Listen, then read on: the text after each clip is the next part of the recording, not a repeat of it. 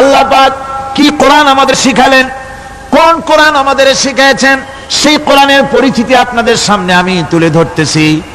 আমি নিজে না, এবার কোরআন তার পরিচয় নিজেই দেবে। কেউ যদি কোরআনের কাছে জিজ্ঞাসা করে, কোরআন তুমি কোথা থেকে নাজিল হয়েছ, কে তোমাকে নাজিল করেছে, এই প্রশ্ন যদি কেউ কোরআনের কাছে করে, কোরআন নিজেই তার জবাব দিতে পারে কিনা? কোরআন নিজেই বলে, তানজিলাম মিম্মান খালাকাল আরদা ওয়াস সামাওয়াতিল উলা। এই কোরআন নাজিল করেছেন তিনি, যিনি ওই সুউচ্চ আকাশ আর জমিনকে যিনি সৃষ্টি করেছেন, সেই আল্লাহ আমারে নাজিল করেছেন।